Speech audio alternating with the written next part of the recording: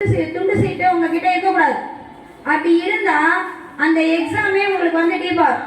நீங்க வச்சிருக்கிறத பொறுத்து உங்களுக்கு 2 எக்ஸாமோ இல்ல அந்த எக்ஸாம் முழுவதுமாவோ கேன்சல் பண்ணப்படும்.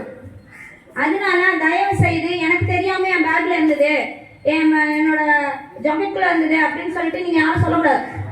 அதனால முன்னாடியே சொல்லிடுறேன், நானு எல்லாரும் செக் பண்ணிக்கோங்க. பிக் பேப்பர்ஸ் எதுவும் உங்ககிட்ட இருக்கக்கூடாது. அதுக்கு அடுத்தது உங்களுக்கு இடையில தண்ணி அந்த மாதிரி என்ன செஞ்சு பாத்ரூம் போறது அது மாதிரிலாம் யாரும் அலோ பண்ண மாட்டாங்க. ஸ்குவாடோட தான் நீங்க வெளில போகணும், புரியுதுங்களா? 1:15 தான் நீங்க வெளியில வரணும். அதே மாதிரி 9:40 9:45 நீங்க உள்ள என்டர் ஆவீங்க. 10 o'clock உங்களுக்கு ஒரு கொஸ்டின் பேப்பர் கொடுப்பாங்க. 10 o'clock ஃபர்ஸ்ட் கொஸ்டின் பேப்பர் தான் கொடுப்பாங்க. 10 வரையிலும் நீங்க கொஸ்டின் பேப்பரை நிதானமா படிக்கலாம். அந்த நேரத்துல கவனிங்க,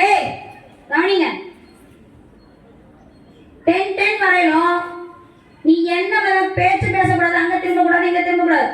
உன் கொஸ்டின் பேப்பரை கான்சன்ட்ரேட் பண்ணி அதுல எது உனக்கு தெரியுது எது தெரியாதது அப்படின்னு சொல்லிட்டு கொஞ்சம் ஞாபகப்படுத்தி பார்க்கறதுக்காக தான் உங்களுக்கு அந்த 10 நிமிஷம்.